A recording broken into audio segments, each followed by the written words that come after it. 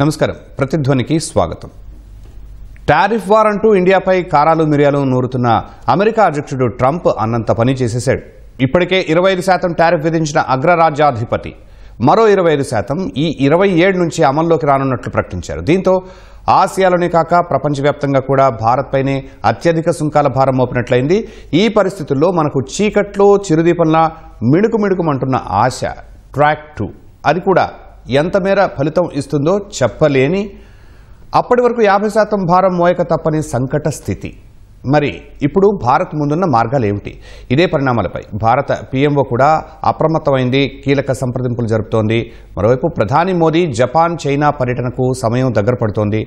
ఇందుకీ Trump టారిఫ్ల ప్రభావం ఏ రంగాలపై ఎలా పడబోతోంది, బయటపడే అవకాశాలు ఏమిటి? ఇదే అంశంపై నేటి ప్రతిధ్వని చర్చలో పాల్గొంటున్నారు పొట్లూరి భాస్కర్ రావు గారు, ఏపీ పరిశ్రమల సమాఖ్య అధ్యక్షుడు, విజయవాడ నుంచి ప్రొఫెసర్ పిఎస్ సుబ్బారావు గారు, అంతర్జాతీయ వాణిజ్య న్యాయ నిపుణులు, హైదరాబాద్ నల్సార్ నుంచి, అలాగే డాక్టర్ రాధా రఘురామ పాత్రుని, అంతర్జాతీయ వ్యవహారాల నిపుణులు, విశాఖపట్నం నుంచి. ముందుగా భాస్కర్ రావు గారు, అమెరికా అధ్యక్షుడు ట్రంప్ ఇండియాపై ప్రకటించిన టారిఫ్ వార్ ఇప్పుడు 50% చేరింది. ఈ ప్రభావం దేశీయ పరిశ్రమలపై ఎలా పడబోతోంది? ముందుగా నా కో ప్యానలిస్ట్ సుబ్బారావు గారికి, రాధికా గారికి నమస్కారాలు తెలియజేస్తూ, ఇది పారిశ్రామిక రంగానికి ఒక పెద్ద విపత్కర పరిణామం. చాలా క్లిష్టతర పరిస్థితులు రాబోతున్నాయని అనిపిస్తూ ఉంది. ఎందుకంటే ఆగస్టు 7th నుంచి 25% టారిఫ్ విధించినప్పుడే చాలా important sectors, employment generated sectors ఎక్కువగా ఇంపాక్ట్ అవుతా ఉన్నాయి. మన రాష్ట్రం కనుక చూస్తే ఒక ఆక్వా ఇండస్ట్రీ కానీ, టెక్స్టైల్స్ కానీ, అట్లాగే ఈ ఆటో కాంపోనెంట్స్కి సంబంధించినవి కానీ, లెదర్ ఇండస్ట్రీ కానీ, ఇట్లా వేరియస్, అట్లాగే అగ్రో కమోడిటీస్, రైస్ ఎక్స్పోర్ట్స్ కానీ, ఇట్లాంటి మేజర్ ఎంప్లాయ్మెంట్ ఓరియంటెడ్ సెక్టార్స్ మన రాష్ట్రం నుంచి ఎక్కువగా ఎగుమతులు చేస్తూ ఉన్నాయి. ఈ రేపటి నుంచి కనుక మిగతా 25% ఇంకా ఆప్షన్ లేదు, తప్పకుండా రేపటి నుంచి అది అమలు చేస్తారని అనుకుంటున్నాను. అంటే దాదాపుగా 50% తారీఫ్స్ అన్నప్పుడు మనం కనుక చూస్తే మన దేశ ఎగుమతులు మొత్తం $485 బిలియన్ దాదాపు $87 బిలియన్, అంటే 1/5 ఆఫ్ ద ఎక్స్పోర్ట్స్ ఈ యుఎస్కే ఎక్స్పోర్ట్ అవుతా ఉన్నాయి. ఈ యుఎస్ ఎక్స్పోర్ట్ దాంట్లో కూడా కొన్ని ఎగ్జామ్షన్స్ ఇవ్వడం జరిగింది. ముఖ్యంగా బల్క్ డ్రగ్స్ కానీ, అలాగే ఆటో ఎలక్ట్రానిక్ కాంపోనెంట్స్, అట్లాంటి కొన్ని రంగాలకి ఎగ్జామ్షన్స్ ఇవ్వడం జరిగింది ఆ టారిఫ్స్ నుంచి. ఆ ఎగ్జామ్షన్స్ పోగా దాదాపు 55%, అంటే ఈ $85 బిలియన్ 55% దాదాపు $47-48 బిలియన్ ఎక్స్పోర్ట్స్ మీద దీని ఇంపాక్ట్ పడబోతా ఉంది. మన రాష్ట్రం కనుక చూస్తే మనం ఆక్వా నుంచే దాదాపు 20,000 కోట్ల ఎక్స్పోర్ట్స్ మన రాష్ట్రం నుంచి ఎగుమతి అవుతున్నాయి, ముఖ్యంగా ష్రింపు. అందులో మెజారిటీ ఎక్స్పోర్ట్స్ యూఎస్ఏకే వెళ్తూ ఉన్నాయి. మనకు అన్ఫార్చునేట్గా ఏమైందంటే మన రాష్ట్రం నుంచి కానీ, మన దేశం నుంచి ఎగుమతుల్లో ఎక్కువగా కాంపిటేటివ్ కంట్రీస్ ఉన్నాయి ప్రతి ఎగుమతిలోనూ. మనకి ఒక ష్రింపే తీసుకుంటే యుకేడార్ అనే కంట్రీ మనకి మేజర్ కాంపిటీటర్గా ఎప్పటి నుంచో వస్తూ ఉంది. సో వాళ్ళకేమో 10% తరీఫ్, మనకి 50% తరీఫ్ అన్నప్పుడు మన ఎక్స్పోర్ట్స్ కంప్లీట్గా అన్వైబుల్ అయిపోతాయి. అలాగే టెక్స్టైల్ సెక్టార్స్ కనుక తీసుకుంటే టెక్స్టైల్స్ అండ్ ఎపరల్లో పాకిస్తాను, వియత్నాము, బంగ్లాదేశు, ఫిలిప్పైన్స్ ఇట్లాంటి దేశాలు మనకి కాంపిటీటర్స్గా ఉన్నాయి. సో వాటికి కూడా తరీఫ్స్ చాలా తక్కువగా ఉన్నాయి, 19-20% రేంజ్లో తరీఫ్స్ విధించడం జరిగింది. సో ఈ ఇంపార్టెంట్ సెక్టార్స్ అన్నిటికీ సంబంధించి మన 50% తరీఫ్ అన్నప్పుడు ఒక ఎంటైర్ యుఎస్ తరీఫ్స్లో ఓన్లీ బ్రెజిల్ అండ్ ఇండియాకి మాత్రమే ఈ 50% తరీఫ్ అనేది విధించడం జరిగింది. సో దీని ప్రభావం గట్టిగా ఉండబోతుంది అనిపిస్తూ ఉంది. దీని మీద గవర్నమెంట్ గట్టి చర్యలు తీసుకుని దీనికి సంబంధించిన కార్యాచరణ అనేది వెంటనే రూపొందించకపోతే నెక్స్ట్ 2-3 మంత్స్లో ఈ సెక్టార్స్ బాగా ఇబ్బందులు పడే పరిస్థితి ఉంది. మనం పేపర్లో చూస్తాం, ఆల్రెడీ జెమ్స్ అండ్ జ్యువెలరీలో సూరత్లో దాదాపు 1 lakh అన్ఎంప్లాయ్మెంట్ జరగడం జరిగిందని చెప్తా ఉన్నారు.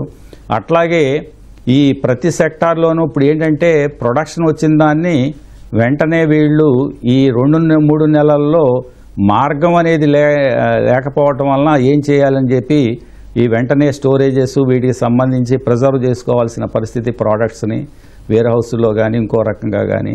సో వర్కింగ్ క్యాపిటల్ లిమిట్స్ కూడా బాగా ఎక్కువ అవసరం పడతాయి. రకరకాల కార్యాచరణ మేమేం చెప్తా ఉన్నామంటే వెంటనే మనకి కొన్ని ఫ్రీ ట్రేడ్ అగ్రిమెంట్స్ అనేవి జరిగినాయి. ఛాంబర్స్ తరఫున మేము చాలా లెటర్స్ రాయడం జరిగింది. ముఖ్యంగా యూకే, ఆస్ట్రేలియా, ఇట్లాంటి జపాన్, వేరియస్ కంట్రీస్తో, యూఏఈ, ఇటన్నిటి కంట్రీస్తో ఫ్రీ ట్రేడ్ అగ్రిమెంట్ జరిగింది. దానికి సంబంధించి పూర్తి కార్యాచరణ ఇంకా రాలేదు. త్వరితగతంగా అట్లాంటివి కనుక జరిగితే మనకి వెసులుబాటు కొంత కలుగుతుంది. సుబ్బారావు గారు, ఆగస్టు 27 అర్ధరాత్రి అమలుకు ఇంకా కొద్ది సమయమే మిగిలింది. ఇప్పుడు కనిపిస్తున్న ఆశాదీపం ట్రాక్ 2. ఆ దిశగా భారత్ చేస్తున్న ప్రయత్నాలు ఏంటి? నమస్తే అండి. ట్రాక్ 2 అనేది ఒక unofficial dialogue with a group of people both from the industry నుంచి, అకాడమియా నుంచి, రిటైర్డ్ ఎంప్లాయీస్ నుంచి ఒక భారతదేశం తరఫున ఉన్న సాధక బాధకాలని రిప్రజెంట్ చేస్తూ ఒక అనఫిషియల్ గా డిస్కషన్ అనేది జరుగుతూ అఫీషియల్ మీటింగ్ జరిగేటప్పుడు వాళ్ళకి కొంత ఇన్ఫర్మేషన్ అనేది ప్రొవైడ్ చేయడం అనేది జరుగుతుంది.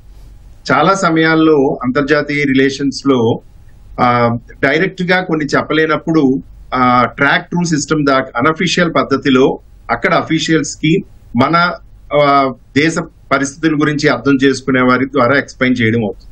మీకు ఉదాహరణకి 1998లో న్యూక్లియర్ టెస్ట్ జరిగిన తర్వాత ఇండియా మీద చాలా రెస్ట్రిక్షన్స్ ఇంపోజ్ చేయడం జరిగింది అమెరికా. ఆ టైంలో ట్రాక్ 2 ద్వారానే అసలు ఎందుకు జరిగింది, ఎందుకు చేయాల్సి వచ్చింది, దాని సాధక బాధకాలు ఏంటి, దాని వల్ల ఎఫెక్ట్ ఏంటి మేము అని కొన్ని అష్యూరెన్స్లు ఇవ్వడం ద్వారా, కొంత డైలాగ్ ద్వారా దాన్ని అనేది ఆ తర్వాత అమెరికా తాలూకా యాటిట్యూడ్ ని మార్చడం అనేది జరిగింది. ఇప్పుడు ఈ ట్రంప్ టారిఫ్ విషయంలో కూడా లాస్ట్ జనవరి నుంచి కూడా ట్రాక్ 2 ద్వారా కూడా డిస్కషన్స్ అనేవి జరుగుతూ ఉన్నాయి. ఇందులో చాలా మంది అకాడమిషియన్స్ ఉన్నారు, బిజినెస్ పీపుల్ ఉన్నారు. వీళ్ళంతా వాషింగ్టన్ లో ఇండియా తరఫున రిప్రజెంట్ చేస్తూ ఇండియన్ పాలసీలను ఎక్స్ప్లెయిన్ చేస్తూ ఒక స్ట్రాటజిక్ వేలో, సపోజ్ మేలో జరిగిన కొన్ని డిస్కషన్స్ లో ఓకే మేము డిఫెన్స్ ఎక్విప్మెంట్ కొంత కొంటాము, ఇండస్ట్రియల్ ప్రొడక్ట్స్ మీద కొంత ట్యాక్స్ తగ్గిస్తాము, కొంతవరకు అగ్రికల్చర్ ప్రొడక్ట్ అనేది తీసుకుంటాము అని ఒక కొంత ముందడుగు అనేది వేయడం జరిగింది ఇండియా అమెరికా ద్వైపాక్షిక చర్చల్లో ట్రాక్ 2 ద్వారానే అనఫిషియల్ గానే కూడా. అయితే తర్వాత కాలంలో ఏమైందంటే ట్రంప్ అడ్మినిస్ట్రేషన్ ఈ డిస్కషన్స్ ని పాజిటివ్ వైపు తీసుకెళ్లకుండా మీరెంత ట్యాక్స్ వేస్తున్నారు, మేమెంత ట్యాక్స్ వేస్తున్నాం, మీరెంత ఇంపోర్ట్ చేస్తున్నారు, మేమెంత ఇంపోర్ట్ చేస్తున్నాము అని ఒక రాంగ్ ట్రాక్ లోకి వెళ్ళడం ద్వారా వాళ్ళు సడన్ గా ఈ 25% రేపటి నుంచి 50% అనేది ఇంపోజ్ చేయడం జరిగింది. ఇది ట్రాక్ 2 అనేది వరల్డ్ లో సపోజ్ ఇండియా అమెరికా తోటే గత 20-30 సంవత్సరాల్లో చాలా సార్లు ట్రాక్ 2 ద్వారా డిస్కషన్స్ ఎక్స్ప్లెయిన్ చేయడం, ఇండియా తాలూకా ఆర్గ్యుమెంట్ ఏంటి, ఇప్పుడు ఈ పాలసీ వల్ల ఎఫెక్ట్ ఏంటి అనేది ఎక్స్ప్లెయిన్ చేయడం జరుగుతుంది. దీని ద్వారా ఒక అఫీషియల్స్ అనేవాళ్ళు ఫైనల్ డిస్కషన్ లో కూర్చునేటప్పుడు ఒక డెసిషన్ తీసుకోవడానికి అవకాశం ఉంటుంది. అయితే ఇప్పటి వరకు లాస్ట్ 5-6 మంత్స్ లో 5-6 సార్లు సిట్టింగ్ లో కొంతవరకు సక్సెస్ అయ్యాము, కొంతవరకు అవ్వలేదు అని చెప్పొచ్చు ట్రాక్ 2 డిస్కషన్ అనేది. అయితే ఇంకా ఆశ అనేది ఉన్నది. ఎందుకంటే అన్అఫీషియల్ సోర్సెస్ ద్వారా క్లోజ్డ్ డోర్ లో కూడా US delegation, trade delegation India వస్తుందని, ఇండియా రావచ్చు, డిస్కషన్ జరగచ్చు ఇది అని. ఎందుకంటే ఇప్పుడు టారిఫ్ ఎఫెక్ట్ అనేది మనకి ఎంత ఎఫెక్టో అక్కడ కన్జ్యూమర్ కూడా అంతే ఎఫెక్ట్ ఉంటుంది. అయితే కొన్ని ప్రొడక్ట్లని వాళ్ళకి కన్జ్యూమర్ కి ఎఫెక్ట్ అవ్వకుండా ఉండడానికి సపోజ్ లైఫ్ సేవింగ్ డ్రగ్స్ అవనియండి, సర్వీస్ సెక్టర్ అనండి, దాన్ని ఆయన టచ్ చేయలేదు ఎందుకంటే వాళ్ళకి ఎఫెక్ట్ అవుతుంది ఎక్కువగా. అయితే మనం దీన్ని ఆశావాదంగా చూసి ఇంకా కొద్ది రోజుల్లో ఈ డిస్కషన్స్ లో ఒక గ్రోత్ అనేది వచ్చి సక్సెస్ అవుతుందని అనుకోవచ్చు. రైట్ అండి. రాధా గారు, దాదాపుగా 50% టారిఫ్లే ఖాయం అవుతున్న తరుణంలో భారత్ ముందు ఇంకా ఏమైనా మార్గాలు ఉన్నాయా? WTO, ఇండో అమెరికా దౌత్య మార్గాల్లో లాస్ట్ హోప్స్ ఏమైనా ఉన్నాయా? నమస్తే అండి. ఇప్పటి వరకు ఈ జరిగిన ఈ negotiations nearly 5 rounds of negotiations భారతదేశం అలాగే యుఎస్ మధ్య జరిగాయి. అలాగే ఇప్పుడు ట్రాక్ నెగోషియేషన్స్ కూడా జరుగుతున్నటువంటి పరిస్థితి కూడా మనకు కనిపిస్తుంది.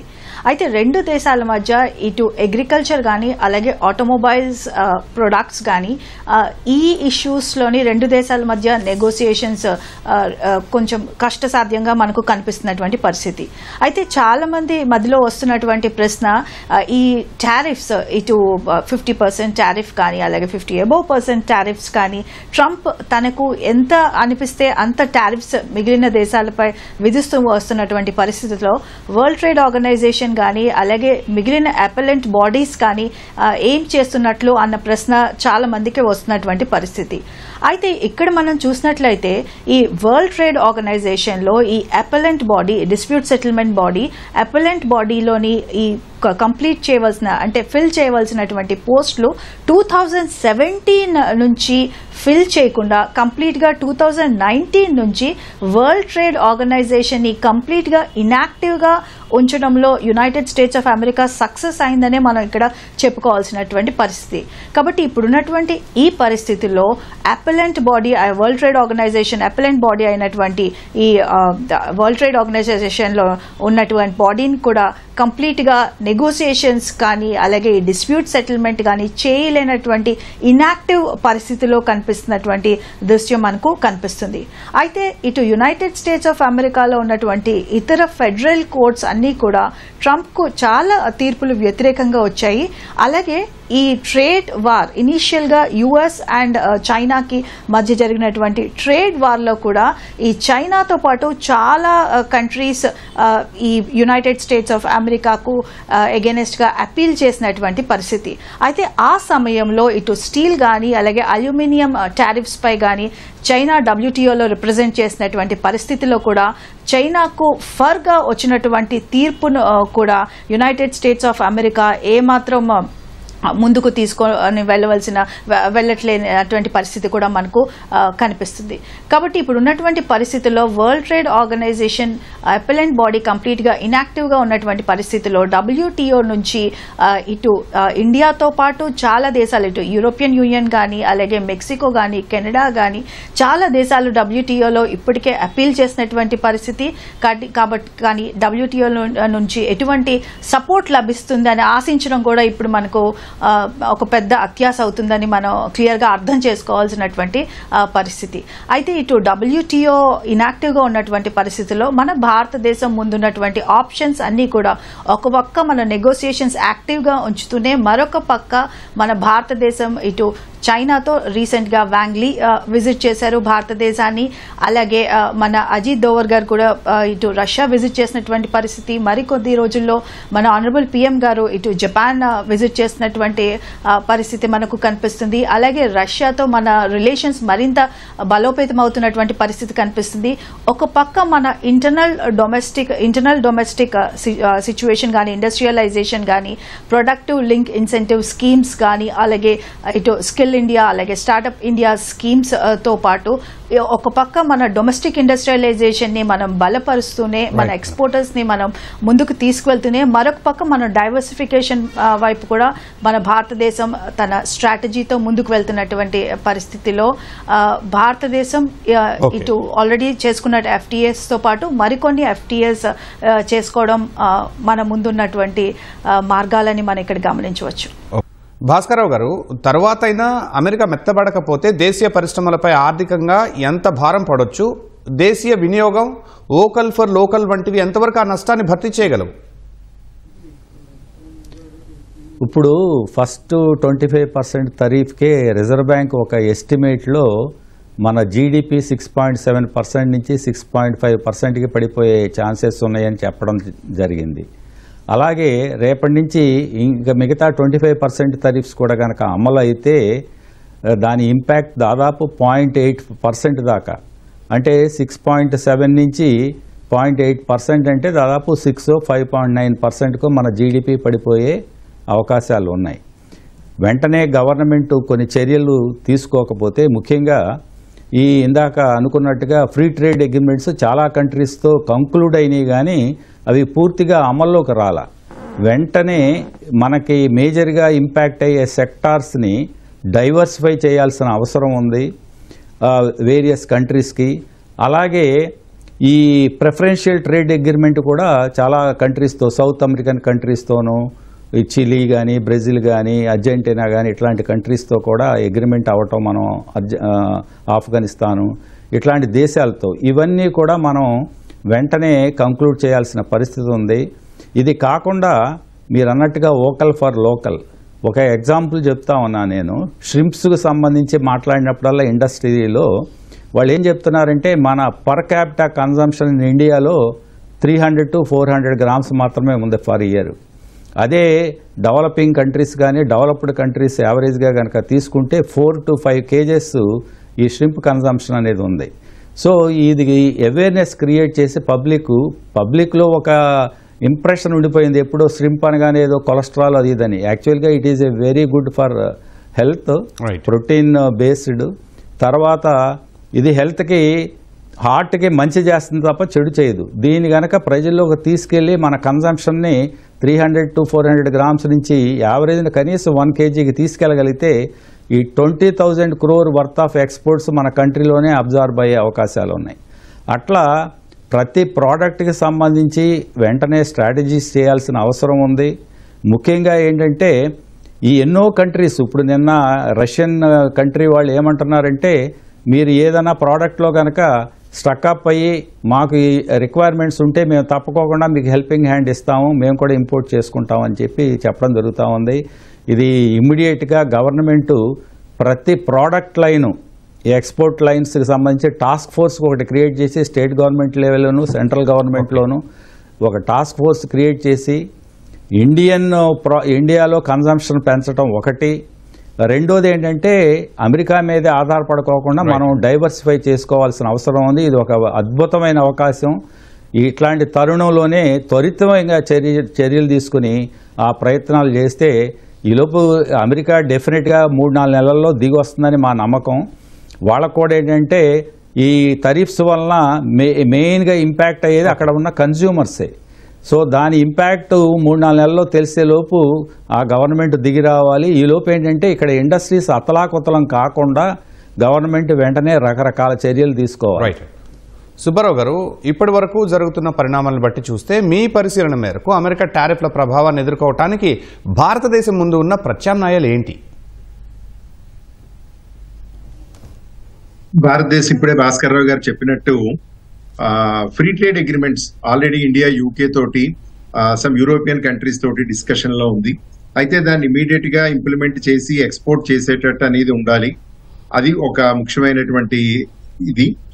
అయితే ఇండియాలో చెప్పినట్టు వోకల్ ఫర్ లోకల్ అని, తర్వాత రీసెంట్ గా జిఎస్టీ కన్సెషన్ అనేది రిడక్షన్ అనేది గవర్నమెంట్ మొన్న ఇండిపెండెన్స్ డే నాడు ప్రైమ్ మినిస్టర్ మోడీ గారు అనౌన్స్ చేశారు. దీపావళి కానుకగా జిఎస్టీని తగ్గిస్తాము, 2 స్లాబుల్లోనే 5 to 18 వరకే ఉంటుంది అని. ఇది ఒక శుభ పరిణామం. ఎందుకంటే దీనివల్ల ఇన్లాండ్ లో కాస్ట్ ఆఫ్ ప్రొడక్షన్ అనేది, సేల్ ప్రైస్ అనేది తగ్గుతుంది. దీనివల్ల ఎక్స్పోర్ట్ చేయడానికి కూడా కొంత అవకాశం ఉంటుంది. Second, vocal for local, Bhaskar Rao గారు అన్నట్టు అది గవర్నమెంట్ అనేది కొన్ని స్టెప్స్ అనేది తీసుకుంటూ సర్టన్ కన్సెషన్స్ అనేది ఇస్తూ, పర్టికులర్ గా ఈ ట్రంప్ దీనిలో ఎఫెక్ట్ అయిన ఇండస్ట్రీకి ఒక ఇంపోర్ట్ సబ్స్టిట్యూషన్ స్ట్రాటజీ అనేది దాన్ని డెవలప్ చేసి మన ఇంపోర్ట్స్ ని తగ్గించుకుంటూ ఎక్స్పోర్ట్స్ ని పెరిగేటట్టు ఒక పాలసీని ఇచ్చేయడం, ఎక్స్పోర్ట్ ఇన్సెంటివ్స్ అనేది క్రియేట్ చేయడం, ఇండైరెక్ట్ ఎక్స్పోర్ట్స్ అనేది చేయడం. ఇండైరెక్ట్ ఎక్స్పోర్ట్ అంటే ఎక్స్పోర్ట్ త్రూ ఏషియన్ కంట్రీస్ లేకపోతే ఆఫ్రికన్ కంట్రీస్ ద్వారా రీడైరెక్ట్ ఎక్స్పోర్ట్ అనేది చేయడం. తర్వాత జిఎస్టీ రిఫండ్స్, జిఎస్టీ కన్సెషన్, తర్వాత rationalisation, reserve bank of India కొంత ఇన్వాల్వ్ అయ్యి ఇంట్రెస్ట్ రేట్ అనేది కొంత కన్సెషన్ ఇవ్వడం, తర్వాత ఎక్స్పోర్ట్ ఇన్సెంటివ్స్. ఈ రకంగా కొన్ని ఇమీడియట్ స్టెప్స్ గవర్నమెంట్ చేతిలో ఉన్నవి తీసుకోవడం ద్వారా ఎక్స్పోర్ట్స్ ని సపోర్ట్ చేస్తూ, ఎందుకంటే 50% టారిఫ్ అంటే కంపారిటివ్ గా మిగతా కంట్రీస్ మీద 15-20 ఉంటే ద డిఫరెన్స్ 30% మేకప్ చేయడం అనేది చాలా అంత సులభం కాదు. అయితే అట్లీస్ట్ గవర్నమెంట్ ఒక 15-20% వరకు డిఫరెంట్ వేస్ ద్వారా ఇండస్ట్రీకి సపోర్ట్ చేస్తే ఇండస్ట్రీ అనేది కొలాప్స్ అవ్వకుండా, ఎందుకంటే ఇప్పుడు ఎప్పుడైతే సేల్ అనేది లేదో ఆటోమేటిక్ గా ప్రొడక్షన్ అనేది తగ్గిపోతుంది. ప్రొడక్షన్ అనేది తగ్గిపోగానే అన్ఎంప్లాయ్మెంట్ పెరుగుతుంది, ఇండస్ట్రియల్ అన్రెస్ట్ అనేది వస్తుంది. ఆల్రెడీ మనం ఇంచుమించు 7% అన్ఎంప్లాయ్మెంట్ రేట్ లో ఉన్నాము. ఇంకొక సెక్టార్ నుంచి కొన్ని లక్షల మంది అన్ఎంప్లాయీస్ జరిగి అది ఎఫెక్ట్ ఎకానమీ మీద పడే కన్నా గవర్నమెంట్ ఈ ఆల్టర్నేటివ్ స్టెప్స్ తీసుకోవడం ద్వారా మన ఎకానమీని బూస్టప్ చేయడం ఒక రకంగా. ఇప్పుడు మోడీస్ కానీ, స్టాండ్ అండ్ పూర్ కానీ, ఎకనామిక్ టైమ్స్ అన్ని రిపోర్ట్స్ కూడా 0.2 నుంచి 0.8 వరకు ఎఫెక్ట్ ఉండొచ్చు ఇప్పుడు ఈ 50% కానీ చేస్తే జీడిపిలో ఉండొచ్చు అని అంటున్నారు. ఇప్పుడు ఇది చాలా పెద్ద ఎఫెక్ట్ వస్తుంది. కాబట్టి దీనికి ఆల్టర్నేటివ్ గా అదృష్టం కొద్దీ 2 ఇంపార్టెంట్ స్టెప్స్ ఈ రీసెంట్ గా గవర్నమెంట్ తీసుకోవడం జరిగింది. జిఎస్టీ ఒకటి, వోకల్ ఫర్ లోకల్. ఇప్పుడు ఇందులో కొంత కన్జ్యూమర్ అవేర్నెస్ కూడా కొంత పెరగాలని అనిపిస్తుంది. రేపు వినాయక చవితి వస్తుంది. మనం వినాయక చవితి సెలబ్రేషన్ లో కూడా Indian gods are made in China అంటున్నారు. మనం చాలా మటుకు ఇంపోర్టెడ్ కొనుక్కుంటున్నాము. ఏది మన పండగలు మన వీటిలో కూడాను. అలా కాకుండా గవర్నమెంట్ కొంత ఇన్సెంటివ్ ఇవ్వడం, పబ్లిక్ అవేర్నెస్ క్రియేట్ చేయడం, డొమెస్టిక్ ప్రొడక్ట్ ని ఎంకరేజ్ చేయడం, ఆ domestic made in India, make in India, startup India, ఈ ప్రోగ్రాంలు అన్నిటి ద్వారా వచ్చేది అవేర్నెస్ క్రియేట్ చేయడం. సపోజ్ ఇవాళ యావరేజ్ గా ఒక రోజుకి అమెజాన్ అనేది 60 కోట్లు బిజినెస్ చేస్తుంది ఇండియాలో. అంటే సార్ ఇప్పుడు లోకల్ కన్జంప్షన్ ఇప్పుడు ఎక్స్పోర్ట్ చేయాల్సిందంతా మన భారతదేశంలోనే కన్జంప్షన్ కానీ ఏషియన్ కంట్రీస్ తో వేరే కంట్రీస్ కి ఎక్స్పోర్ట్ చేయడం కానీ ఇలాంటివన్నీ చేసినప్పుడు జీడిపి మీద ఎఫెక్ట్ ఎంత తగ్గుతుంది? జీడిపి మీద ఇవన్నీ చేస్తే 0.4 నుంచి 0.5 వరకు ఎఫెక్ట్ ఉంటుంది అంటున్నారు. ఎందుకంటే ఏదైనా ఈ యుఎస్ తీసుకునే స్టెప్ అనేది 2-3 months లో సెటిల్ అయిపోతే ఆ తాలూకా ఇంపాక్ట్ అనేది తగ్గుతుంది. లేదు అనుకుంటే ఇంపాక్ట్ కొంత పెరుగుతుంది. ఎందుకంటే ఆల్టర్నేటివ్ ఛానల్స్ చెప్పినంత క్విక్ గా ఇండస్ట్రీ ఐడెంటిఫై చేసి వాళ్ళకి ఎక్స్పోర్ట్ చేసి వాళ్ళ లాస్ ని తగ్గించుకోవడం అనేది అంత సులభం కాదు. ఒక 2-3 months అనేది ఈజీగా ఎఫెక్ట్ అవుతుంది. రైట్ రాధా గారు, ఇప్పుడు మరో భయం కూడా ఉంది. రష్యా ఉక్రెయిన్ యుద్ధం ఇంకా ఎటు తేలని పరిస్థితుల్లో టారిఫ్లు ఎక్కడితో ఆగుతాయి అని మరింత పెరుగుతాయా అనే భయం పట్టుకుంది. ఏమంటారు? ఇప్పటి వరకు ఉన్నటువంటి ఈ టారిఫ్స్ ఇనీషియల్గా మన భారతదేశంపై 25% టారిఫ్, దాని తర్వాత మరొక అదనంగా రష్యా నుంచి ఎనర్జీని ఇంపోర్ట్ చేసుకున్నందుకు, ఆర్మ్డ్ ప్రొడక్ట్స్ని ఇంపోర్ట్ చేసుకున్నందుకు అదనంగా మరొక 25% టారిఫ్ని ఇప్పటికే యుఎస్ వేయడం జరిగింది. అయితే ఇక్కడ మనం అర్థం చేసుకోవాల్సింది ఒక విధంగా భారతదేశానికి ఈ షార్ట్ రన్లోని డైవర్సిఫికేషన్ కానీ, అలాగే యుఎస్ మార్కెట్లో మన ప్రొడక్ట్స్ వెళ్ళడం, ఎస్పెషలీ టెక్స్టైల్స్ కానీ, లెదర్ కానీ, అలాగే జెమ్స్ అండ్ జ్యువెలరీ ప్రొడక్ట్స్ కానీ, అగ్రి ప్రొసెస్డ్ ప్రొడక్ట్స్ కానీ, ఇతర ఆటోమొబైల్ ప్రొడక్ట్స్ కానీ, కొన్ని రకాల కెమికల్స్ కానీ, వీటన్నిటిపై ఎఫెక్ట్ మన భారతదేశ ప్రొడక్ట్స్పై పడుతుంది. అయితే అక్కడ సేమ్ ఇదే విధంగా ప్రతి అమెరికన్ కన్జ్యూమర్ పైన కూడా అదనంగా ఇన్ఫ్లేషన్ భారం కూడా పడుతున్నటువంటి పరిస్థితి మనకు కనిపిస్తుంది. కేవలం మన భారతదేశమే కాదు, మిగిలిన దేశీయ ప్రొడక్ట్స్ పై కూడా ఈ ట్రంప్ విధించినటువంటి టారిఫ్తో ఓవరాల్ ఆల్రెడీ ఇన్ఫ్లేషనరీ ప్రెషర్లో ఉన్నటువంటి అమెరికన్ కన్జ్యూమర్ పై మరింత భారం పడుతున్నటువంటి పరిస్థితి. కాబట్టి ఇది లాంగ్ రన్లో అమెరికన్ ఎకానమీ కానీ, అలాగే అమెరికన్ ఇన్ఫ్లేషన్ కానీ మరింత పెద్దదిగా అయ్యే అవకాశం మనకు ఇక్కడ కనిపిస్తున్నటువంటి పరిస్థితిలో మరింత అదనపు టారిఫ్స్ వేసినట్లయితే ట్రంప్ కంప్లీట్గా తన ఎకానమీని తనే కొలాప్స్ చేసుకునే విధంగా ముందుకు వెళ్తున్నాడు అనడంలో ఎటువంటి సందేహం లేదు. కాబట్టి ఇప్పుడున్నటువంటి ఈ టారిఫ్స్, అలాగే ఈ టారిఫ్ వార్ ట్రంప్ ఏదైతే స్టార్ట్ చేశారో మరి ఒక షార్ట్ లివ్డ్, మరికొద్ది నెలల్లో ముగుస్తుందనే మనం ఇక్కడ ఆశించాలి. బికాస్ ఒక నార్మల్ అమెరికన్ కన్జ్యూమర్ పై అదనపు భారం పడుతుంది. దీనికి అనుగుణంగానే మనం ఇప్పుడు చూసినటువంటి పరిస్థితిలో ఇటు యుఎస్లో కంప్లీట్గా చాలా అన్రెస్ట్, అలాగే యుఎస్లో ఎవ్రీడే ర్యాలీస్ జరుగుతున్నటువంటి పరిస్థితి, అలాగే చాలా మంది ఫెడరల్ కోర్ట్స్ కూడా వెళ్తున్నటువంటి పరిస్థితి, అలాగే ఈ టారిఫ్స్ పై more than nearly 150 countries or plus అదనంగా మరికొన్ని కంట్రీస్ కూడా వరల్డ్ ట్రేడ్ ఆర్గనైజేషన్ లో పెండింగ్ ఉన్నటువంటి కేసెస్ కూడా మనకు కనిపిస్తున్నటువంటి ఈ పరిస్థితిలో మరింత టారిఫ్ భారం ట్రంప్ భారతదేశంపై కానీ, అలాగే మరికొన్ని దేశాలపై కానీ వేసే పరిస్థితి ఇంటర్నల్ గా అమెరికన్ ఎకానమీ బేర్ చేయలేనటువంటి పరిస్థితిలో ఉందని మనం ఇక్కడ గమనించవచ్చు. రైట్ అండి. భాస్కర్రావు గారు, మన 2 తెలుగు రాష్ట్రాలను తీసుకుంటే 50% టారిఫ్ వల్ల ఏ రంగాలు ఎక్కువగా ప్రభావితం కావచ్చు? ఆర్థికంగా, ఉద్యోగ ఉపాధి పరంగా ఎలాంటి ప్రభావం ఉండొచ్చు అంటారు? అన్ఫార్చునేట్గా ఈ 2 రాష్ట్రాల నుంచి ఎగుమతి చేసే అన్ని ఉత్పత్తుల్లోనూ ఈ లేబర్ ఇంటెన్సివ్ ఇండస్ట్రీస్, ఇందాక మనం అనుకున్నట్టుగా యాక్వా ఇండస్ట్రీ కనుక తీసుకుంటే దాదాపు 4 లక్షల ఎకరాల్లో మనకి ఇక్కడ యాక్వా అనేది జరుగుతూ ఉంది. దాదాపు 7 లక్షల టన్నుల ఉత్పత్తి, 20,000 కోట్ల ఎక్స్పోర్ట్స్. వీటిల్లో ఈ ప్రాసెసింగ్ ఇండస్ట్రీలోనే కాకుండా ముఖ్యంగా యాక్వా ఫార్మర్స్, ఆల్రెడీ ఫార్మర్స్కి చాలా దే ఆర్ ఫీలింగ్ పించ్ అనమాట. చాలా విపత్కర పరిస్థితిలో ఉన్నామని చెప్పి ఈ మధ్య గవర్నమెంట్ కూడా రిప్రజెంటేషన్ చేయడం జరుగుతూ ఉంది. రేపటి నుంచి 50% ఉన్నప్పుడు ఇంకా అతలాకుతలమయ్యే అవకాశం ఉంది. ఇది కాకుండా మనం చూస్తే ఒక టెక్స్టైల్ స్పిన్నింగ్ మిల్సే విజయవాడ దగ్గరలో మనకి ఈ తెలంగాణలో కానీ ఇక్కడ కానీ దాదాపు 100 స్పిన్నింగ్ మిల్స్ ఉన్నాయి. మన రాష్ట్రంలోనే 60 స్పిన్నింగ్ మిల్స్ ఉన్నాయి. వీటితో పాటుగా ఎపరల్ ఇండస్ట్రీస్, ఎపరల్ ప్రొడ్యూస్ చేసే కూడా చాలా యూనిట్స్ ఉన్నాయి. వీటిలో కూడా మెజారిటీ ఎగుమతులన్నీ అమెరికా వైపే వెళ్తూ ఉన్నాయి. ఒక అగ్రికల్చర్గా తీసుకుంటే ఒక గర్కిన్స్, అనంతపురం డిస్టిక్లో గర్కిన్స్ దాదాపు 6000 ఏకర్స్లో గర్కిన్స్ ప్రొడ్యూస్ చేస్తూ ఉంటారు. అది కూడా మెజారిటీ ఎక్స్పోర్ట్స్ యూఎస్కి వెళ్తూ ఉన్నాయి. ఇట్లా తీసుకుంటా వెళ్తే మనకి ఆటో కాంపోనెంట్స్ కానీ, అట్లాగే గుంటూరు నుంచి స్పైసెస్ కానీ, ఇవన్నీ కూడా మేజర్గా కొన్ని లెదర్ ఇండస్ట్రీ పెద్దగా మనకి లెదర్ పరిశ్రమ లేకపోయినా ఉన్నంతలో అవి కూడా ఎక్స్పోర్ట్స్, లెదర్ ఎక్స్పోర్ట్స్ కానీ ఇవన్నీ జరుగుతూ ఉన్నాయి. అలాగే రైస్ ఎక్స్పోర్ట్స్ ఇందాక అనుకున్నట్టు ఇవన్నీ కూడా లేబర్ ఇంటెన్సివ్ ఇండస్ట్రీస్. దాదాపు నా లెక్కలో అయితే ఒక 7-8 లక్షల మంది ఈ రంగాల్లో పనిచేస్తూ ఉంటారు. వీటన్నిటికీ కూడా ఒక ఇంపాక్ట్ అనేది తప్పదు. సో దీన్ని త్వరితంగా అదే ఇందాక అనుకున్నట్టుగా స్టేట్ గవర్నమెంట్ కానీ సెంట్రల్ గవర్నమెంట్ కానీ వెంటనే ఈ రంగాలకు సంబంధించి కాటన్ ఇండస్ట్రీకి సంబంధించి ఒక వెసులుబాటు ఆల్రెడీ యూనియన్ గవర్నమెంట్ ఇచ్చింది ఒక వారం రోజుల కిందట. ఏంటంటే రా మెటీరియల్ ఇంపోర్ట్స్ మీద 11% ఇంపోర్టెడ్ డ్యూటీ ఉంటే దాన్ని తొలగించారు, ఈ ఇండస్ట్రీని కొంత ఆదుకుందామని. అట్లా ప్రతి రంగానికి సంబంధించి ఏ రకంగా వెసులుబాటు చేయాలి, ముఖ్యంగా ఏంటంటే ఈ అన్ని ఇండస్ట్రీస్ కూడా ఎంఎస్ఎంఈ ఇండస్ట్రీస్. ఈ ఎంఎస్ఎంఈ ఇండస్ట్రీస్ అన్నప్పుడు ఇదన్నీ డిస్ట్రిబ్యూటెడ్గా ఉంటాయి, స్టేట్ అంతా అన్ని ప్రాంతాలకి సంబంధించినవి. సో అన్ని రంగాలు ఇబ్బందికర పరిస్థితుల్లోకి వెళ్తాయి. రైట్ అండి.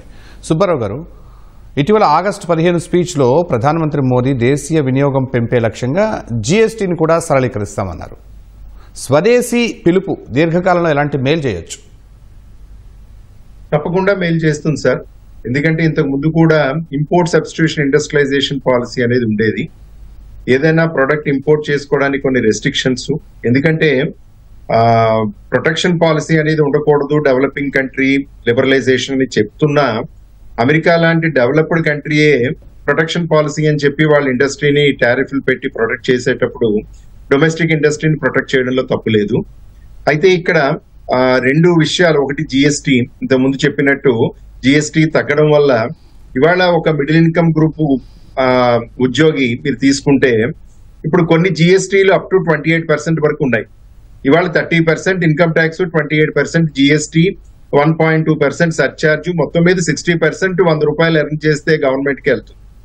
ఇవాళ దాన్ని ఒక 10% వరకు, 15% వరకు కొన్ని ఐటమ్స్ లో జిఎస్టీని తగ్గించడం ద్వారా ఒక డిస్పోజల్ ఇన్కమ్ అనేది కన్జ్యూమర్ దగ్గర పెరుగుతుంది. దానివల్ల ఆటోమేటిక్ గా కొన్ని ప్రొడక్ట్స్ అనేది కొనడానికి అవకాశం ఉంటుంది. దానివల్ల అదే కాకుండా ఎక్స్పోర్ట్ చేయడానికి కూడా ఇంటర్నేషనల్ మార్కెట్ లో మన ప్రైస్ కాంపిటేటివ్ గా ఉంటుంది. రెండోది వోకల్ ఫర్ లోకల్ అని ఆయన అన్నది, మన డొమెస్టిక్ ప్రొడక్ట్ ని, డొమెస్టిక్ క్వాలిటీని ఇంప్రూవ్ చేయాలి, మన డొమెస్టిక్ ప్రొడక్ట్ ని ఎక్స్పోర్ట్ లెవెల్ కి తీసుకెళ్లాలి. తర్వాత డొమెస్టిక్ మార్కెట్ అనేది చాలా పెద్దది. We're the world second biggest middle income group country. మన దేశంలో ఏదన్నా మార్కెట్ చేయొచ్చు, ఏదైనా అమ్మొచ్చు అనే భావనతో ఎన్నో మల్టీనేషనల్ కార్పొరేషన్స్ ఇవాళ మన కంట్రీలోకి ఎంటర్ అయ్యాయి.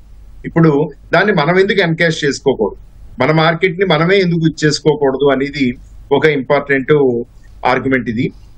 ఈ జిఎస్టీ ద్వారా, వోకల్ ఫర్ లోకల్ ద్వారా at least local demand, local consumption ని మనం పెంచుకోవడం, ఎక్స్పోర్ట్ క్వాలిటీ ప్రొడక్ట్ ని ఇంప్రూవ్ చేయడం, దానికి గవర్నమెంట్ కొన్ని సబ్సిడీస్, ఇన్సెంటివ్స్ ఇనిషియల్ గా ఇవ్వడం వల్ల లాంగ్ టర్మ్ లో మనం ఈ టారిఫ్ ఇంపాక్ట్ నుంచి కొంతవరకు అట్లీస్ట్ ఒక 50% అన్నా మనం ఓవర్కమ్ అవ్వచ్చు అనే అవకాశం ఉంది.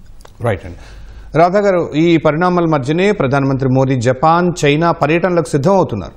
వాటి ద్వారా మనకు అమెరికా టారిఫ్ వార్ను అధిగమించే ఛాన్స్ దొరకచ్చా?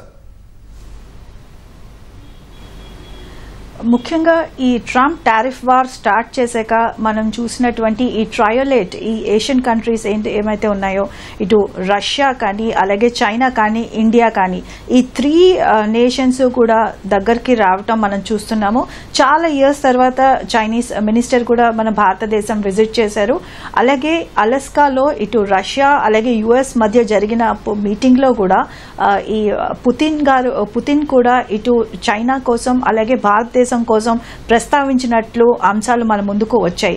కాబట్టి ఈ 3 దేశాల్లో కాకుండా ఇటు జపాన్ వంటి దేశాలు మొత్తం ఏషియన్ ఎకానమీస్ అన్నీ కూడా ఒక లైన్లోకి వచ్చి they are trying to withstand and they are trying to confront western dominated economic system అని ఇక్కడ మనం అర్థం చేసుకోవచ్చు.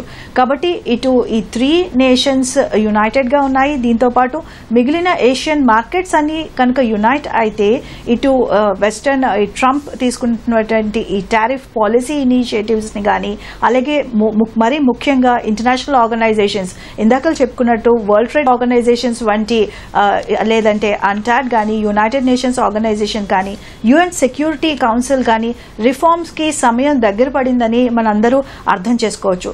కాబట్టి మన భారతదేశం ఒక పక్క మిగిలిన ఏషియన్ ఎకానమీస్ తో కలిసి ఎఫ్టీఏ డీల్స్ కానీ అలాగే మిగిలిన సెక్యూరిటీ అగ్రిమెంట్స్ కానీ ట్రేడ్ డీల్స్ కానీ కుదుర్చుకుంటూనే మరొక పక్క ఇంటర్నేషనల్ గా కూడా ఈ ఇంటర్నేషనల్ వరల్డ్ ట్రేడ్ ఆర్గనైజేషన్స్ వంటి అంతర్జాతీయ సంస్థల యొక్క రిఫార్మ్స్ కూడా ఇటు ఏషియన్ ఎకానమీస్ ఇటు చైనా కానీ లేదంటే రష్యా కానీ మిగిలిన ఏషియన్ కంట్రీస్ ని కూడా తోడు తీసుకొని ఈ రిఫార్మ్స్ కోసం కూడా కృషి చేయవలసినటువంటి అవసరం మనకు ఇక్కడ కనిపిస్తుంది.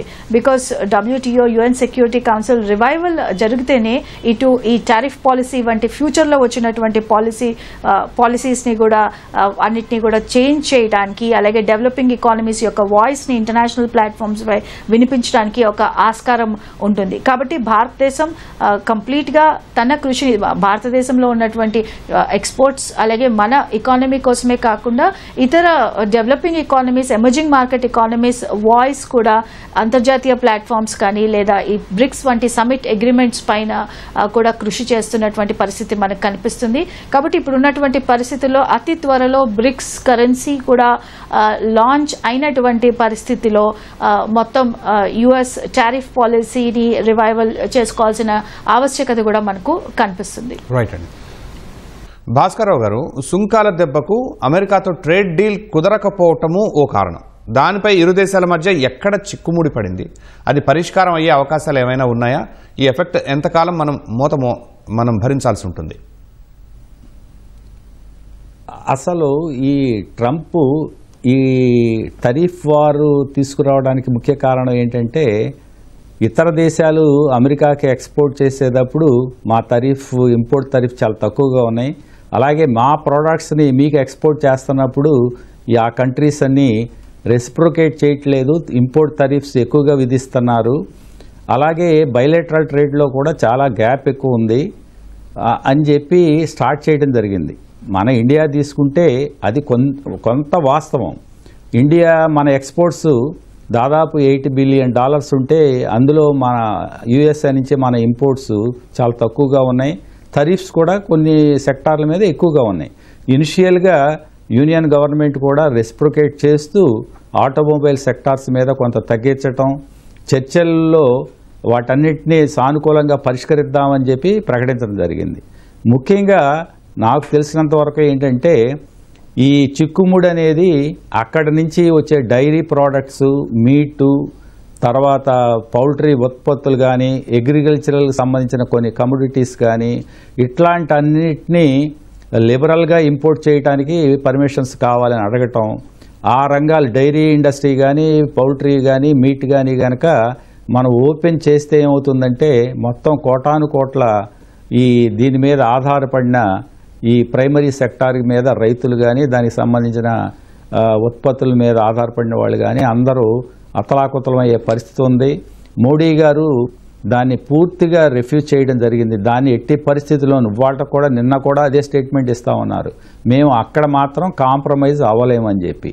అదొక మేజర్ ఇష్యూ అని నేను అనుకుంటున్నాను. దాంతోపాటుగా ఈ ఉక్రెయిన్ రష్యా వార్ అనేది ఒక చెప్పాలంటే అది ఒక చూపుగా చెప్తా ఉన్నారు, కానీ అది మేజర్ ఇష్యూ అయి ఉండదు. ఎందుకంటే ఆయిల్కి సంబంధించి మీరు ఆయిల్ రష్యా దగ్గర నుంచి కొనబట్టే ఉక్రెయిన్ వార్ ఇంతకాలం నడుస్తూ ఉంది, రష్యా ఇంతకాలం సస్టైన్ అవ్వడానికి మీరే సహాయపడుతున్నారని చెప్పి ట్రంప్ గారి వాదన. అట్లా చూసుకుంటే మనకన్నా ఎక్కువగా చైనా రష్యా నుంచి ఆయిల్ని ఎక్కువ ఇంపోర్ట్ చేసుకుంటుంది. అలాగే ఈవెన్ యూఎస్ఏ కూడా రష్యా నుంచి కొన్ని ప్రోడక్ట్స్ని కానీ ఇవి కానీ ఇవాళ కూడా ఇంపోర్ట్ చేసుకుంటా ఉంది. దీని మీద కరెక్ట్ వాదన అనేది జరగటం లేదు.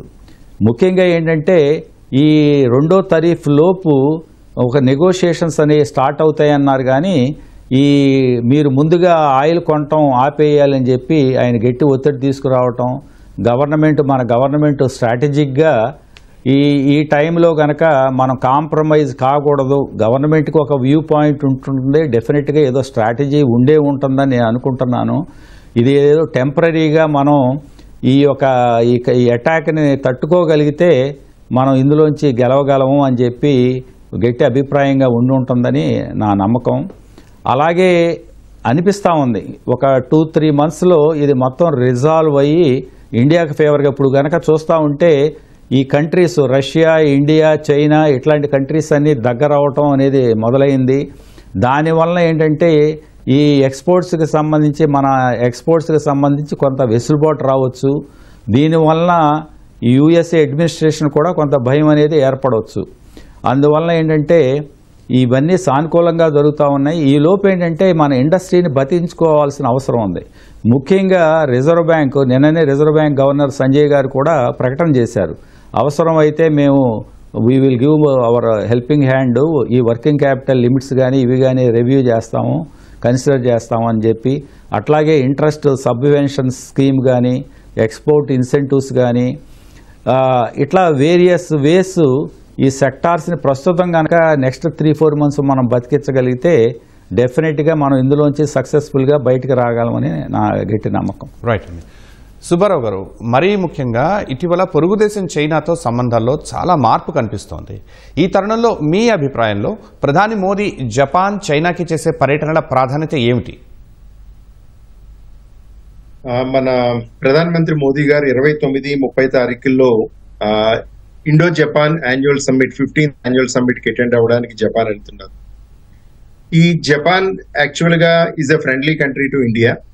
మనకి కోస్టల్ సెక్యూరిటీలో కానీ, సైబర్ సెక్యూరిటీస్ లో కానీ, ఏఐ కానీ, హెల్త్ కేర్, చాలా విషయాల్లో ఇండియా జపాన్ కి మంచి రిలేషన్స్ ఉన్నాయి. పర్టికులర్ గా క్వాడ్ లో ఇండియా జపాన్ తో మనకి మంచి రిలేషన్స్ అనేవి ఉన్నాయి. ఈ జపాన్ వెళ్ళడం, జపాన్ తో సంబంధం అనేది ఒక రకంగా ఏషియాలో మనకున్న ఇంకొక స్ట్రెంగ్త్ ని చూపిస్తుంది. ఎందుకంటే జియో పొలిటికల్ రిలేషన్స్ లో ఏ ట్రాన్సాక్షన్ వల్ల ఏది ఎఫెక్ట్ అవుతుంది దాన్ని చూసే కోణాన్ని బట్టి ఉంటుంది. పర్టికులర్ గా ఇవాళ చిన్న నైబరింగ్ కంట్రీస్ తో తప్పితే ఏషియాలో అన్ని పెద్ద కంట్రీస్ తో ఇండియాకి మంచి రిలేషన్స్ ఉన్నాయి. ఇటు చైనా గానీ, రష్యా గానీ, జపాన్ గానీ, కొరియా గానీ అన్ని కంట్రీస్ తోటి ఒక మంచి రిలేషన్ అనేది ఉన్నది. తర్వాత 31st and 1st prime minister is moving to China వెళ్తున్నారు SCO సమ్మిట్ లో అటెండ్ అవ్వడానికి. పర్టికులర్ గా ఇక్కడ మోస్ట్లీ డిస్కషన్ పాయింట్ ఏంటంటే border security, border protection, regional peace అని వీటన్నిటి మీద ఉంటుంది. ఇదే కాకుండా ప్రస్తుత తరుణంలో ఈ టారిఫ్ సిచ్యువేషన్ లో ఇండియా చైనా బిజినెస్ డీల్స్ అనేది కూడా ఒక చాలా ఇంపార్టెంట్ ఇది. ఎందుకంటే మనం ఏదైనా లాస్ అవుతాం అనుకున్న దాన్ని ఏ రకంగా రికవర్ చేయడం, ఎక్కడ ఇంకా కొత్త ట్రేడ్ ఛానల్స్ ఓపెన్ చేయడం అనేది ఇది ఉన్నది. అయితే ఇండియా చాలా డిప్లొమాటిక్ గా వ్యవహరిస్తుంది. ఎందుకంటే ఒక ముఖ్యమైన రీజన్ ఏంటి అంటే అమెరికా ప్రతి దగ్గర ట్రంప్ గారు చెప్పింది ఏంటంటే ఇండియా ఆయిల్ కొనడం వల్ల రష్యా యుక్రెయిన్ వార్ కంటిన్యూ అవుతుంది. కానీ అది అబద్ధం. ఎందుకంటే ఇండియా కన్నా ఎక్కువ ఆయిల్ కంట్రీలు ఉన్నాయి. తర్వాత ఇంకొక ముఖ్యమైన ఇదేంటి అంటే డీడాలరైజేషన్ ఎఫెక్ట్ ఏమైనా జరిగితే, ఎందుకంటే బ్రిక్స్ కంట్రీస్ అన్ని ఫామ్ అయ్యి బ్రిక్ కరెన్సీ అనేది కానీ చేస్తే, అందులో బ్రిక్స్ లో India is one of the active member. Recent గా కూడా ఈ టారిఫ్ వార్ పక్క జరుగుతున్నా కూడా ఈవెన్ చైనీస్ ప్రైమ్ మినిస్టర్ రాకపోయినా మోడీ గారు బ్రిక్స్ సమ్మిట్ కి వెళ్లారు. బ్రెజిల్ తో కలిసి అమెరికాతో ఫైట్ చేయడానికి కూడా రెడీగా ఉన్నారు. ఎందుకంటే మనం ఎక్కడ కాంప్రమైజ్ అవ్వట్లేదు. పర్టికులర్ గా పోస్ట్ కోవిడ్ ఇండియా తాలూకా రికగ్నేషన్ గ్లోబల్ లో చాలా లెవెల్ గా పెరిగింది. ఎందుకంటే నెగ్లెక్ట్ చేసిన చాలా చిన్న చిన్న కంట్రీస్ కి ఇండియా అనేది వ్యాక్సిన్ సప్లై చేసింది. ఇవాళ ప్రపంచంలో ఇద్దరు తగువాడుకుంటే రెండు కంట్రీస్ మధ్య ఏదైనా జరిగేటప్పుడు ఒక పక్క ఇండియా ఉంటే, ఇండియా సపోర్ట్ చేస్తే అనే ధోరణిలో చాలా కంట్రీలు ఆలోచిస్తున్నాయి. అయితే ఇది ప్రస్తుతం ఈ టారిఫ్ అనేది ఇండియాకు ఒక అవకాశం అని చెప్పాలి. ఎందుకంటే మనది ఫాస్ట్ గ్రోయింగ్ ఎకానమీ. మీరు టెక్నాలజీలో చూసినా, సర్వీస్ సెక్టార్ లో చూసినా, యూపీఐ పేమెంట్స్ లో చూసినా, స్టార్ట్అప్ సెక్టార్ లో చూసినా అమెరికా, చైనా తర్వాత మనం ఉన్నాము. ఇది ఫర్దర్ గా డెవలప్ అవ్వాలి అంటే ఈ రకమైన ఛాలెంజ్ రావడం వల్ల మన ఆల్టర్నేటివ్స్ ఐడెంటిఫై చేసుకోవడం, ఆల్టర్నేటివ్స్ ఎందుకంటే fighting with a big player.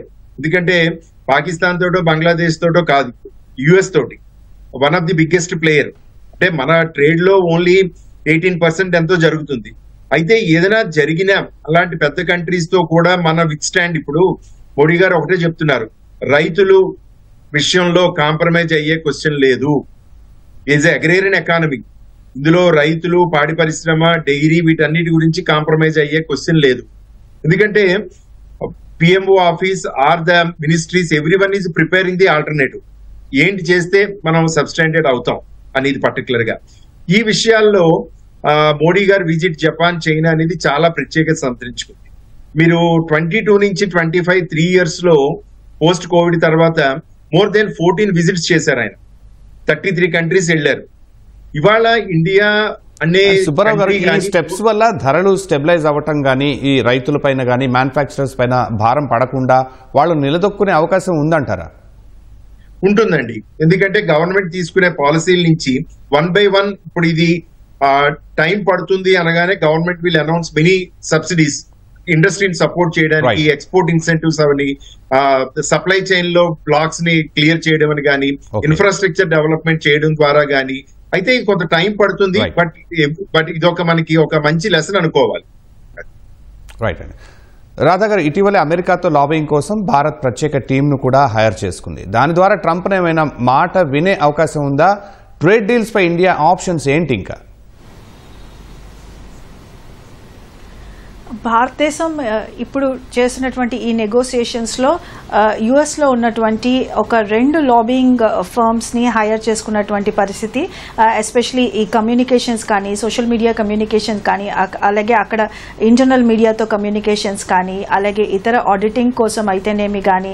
So కంప్లీట్గా అక్కడ టీమ్కి అక్కడ ఇంటర్నల్ సినారియోస్ తెలుసు. అలాగే మన భారతదేశం నుంచి మనం లాబింగ్ చేద్దాము, అలాగే మనం నెగోసియేషన్స్ టేబుల్ పై తీసుకెళ్దాం అన్న పాయింట్స్ అన్నీ కూడా ఈ టీమ్స్ ద్వారా క్లియర్గా నెగోసియేషన్స్ టేబుల్ పై ఇటు ట్రంప్ టీంతో, యుఎస్ టీంతో నెగోషియేట్ చేసినటువంటి పరిస్థితి మనకు కనిపిస్తుంది. అయితే ఈ టారిఫ్ డీల్స్ ఇప్పుడున్నటువంటి ఈ పరిస్థితుల్లో ఈ టారిఫ్ డీల్స్ ఎస్పెషలీ భారతదేశం తన ఇంటర్నల్ ఇటు ఫార్మర్స్ అయితేనేమి కానీ, అలాగే అగ్రికల్చర్ సెక్టర్, అలాగే అగ్రికల్చర్ ప్రాసెసింగ్ సెక్టర్లోని ఎటువంటి ట్రంప్ చేసినటువంటి ప్రత్యేక టారిఫ్స్ని కానీ అంగీకరించినటువంటి పరిస్థితి కూడా మనకు కనిపిస్తుంది. బికాస్ ఆల్వేస్ ఇటు ఫార్మర్స్ ఇంట్రెస్ట్ కానీ, అలాగే డొమెస్టిక్ ప్రొడక్షన్, ఆ డొమెస్టిక్ ఇండస్ట్రీస్ ఇంట్రెస్ట్ కానీ కంప్లీట్గా భారతదేశం ముందుకు తీసుకెళ్తున్నటువంటి పరిస్థితి మనకు కనిపిస్తుంది. కాబట్టి ఇటు భారతదేశం అలాగే ఇటు యునైటెడ్ స్టేట్స్ ఆఫ్ అమెరికా రెండు కూడా ఈ అగ్రికల్చర్ సెక్టర్ ఒకటి క్రూషియల్గా కనిపిస్తుంది, అలాగే ఆటోమొబైల్ సెక్టర్ మరొకటి క్రూషియల్గా కనిపిస్తుంది. కాబట్టి ఈ రెండు దగ్గర ఈ నెగోసియేషన్స్ కుదరకపోవడంతో ఇప్పుడున్నటువంటి నెగోసియేషన్స్ లో మరి కొంత డిలే మనకు కనిపించినటువంటి పరిస్థితి. అలాగే భారతదేశం ఒక పక్క యుఎస్తో ఈ ట్రేడ్ డీల్స్, ఈ నెగోసియేషన్స్ చేస్తూనే ఇతర మార్కెట్స్తో ఈ ఎర్లీ హార్వెస్ట్ స్కీమ్స్ కానీ, లేదంటే ఈ పీటీఏ అగ్రిమెంట్స్ పైన కూడా కంప్లీట్గా డైనమిక్గా ముందుకు వెళ్తున్నటువంటి పరిస్థితి కూడా మనకు కనిపిస్తుంది. కాబట్టి ఇప్పుడు ఉన్నటువంటి ఈ సినారియోలో ఇదంతా షార్ట్ లివ్డ్ అని మనం ఆలోచన చేయొచ్చు. బికాస్ ఆల్రెడీ 2008 క్రైసిస్ అయితేనేమి కానీ, అలాగే కోవిడ్ క్రైసిస్ అయితేనేమి కానీ దీనికన్నా పెద్ద క్రైసిస్ మన భారతదేశం ఉన్నటువంటి ఇంటర్నల్ డొమెస్టిక్ డిమాండ్తో అలాగే భారతదేశంలో ఉన్నటువంటి హ్యూజ్ కన్జ్యూమర్ బేస్డ్ మార్కెట్లో తట్టుకొని ఉన్నటువంటి పరిస్థితి కూడా మనకు కనిపిస్తుంది. అయితే ముఖ్యంగా ఒక పక్క ఈ ట్రేడ్ నెగోసియేషన్స్ డీల్స్ జరుపుతూనే ఇంటర్నల్ గా భారతదేశంలో మనకు ఉన్నటువంటి ఈ ప్రొడక్టివిటీ పెంచుకునే అవకాశం కానీ అలాగే లాజిస్టిక్స్ సప్లై చైన్ లాజిస్టిక్స్ అలాగే ఇన్ఫ్రాస్ట్రక్చర్ వంటి రంగాల్లో ఉన్నటువంటి లూప్ హోల్స్ ని సరిదిద్దుకోవడంతో పాటు రీసెంట్ గా మరొక పక్క భారతదేశం ఇటు రష్యా కానీ అలాగే బంగ్లాదేశ్ కానీ అలాగే చైనా కానీ ఒక పైప్ లైన్ కన్స్ట్రక్షన్ చేపట్టినటువంటి పరిస్థితి మనకు కనిపిస్తుంది. ఇలాంటి ఇన్ఫ్రాస్ట్రక్చర్ అండ్ లాజిస్టిక్స్ ఫెసిలిటీస్ మరింత కెపాసిటీ పెంచుకోవడంతో పాటు మరింత ఇన్ఫ్రాస్ట్రక్చర్ రంగంలో భారతదేశం మరింత ముందుకు వెళ్లే పరిస్థితిలో రాబోయే కాలంలో మన భారతదేశం ఎనీ ఎఫ్టీఏ డీల్ కానీ మన భారతదేశం మార్కెట్ ని మరింత కాంపిటేటివ్ గా చేసే అవకాశం మనకు కనిపిస్తుంది. ధన్యవాదాలు మేడం. అలాగే ధన్యవాదాలు సుబ్బారావు గారు, భాస్కర్ రావు గారు. ఇది నేటి ప్రతిధ్వని. నమస్కారం.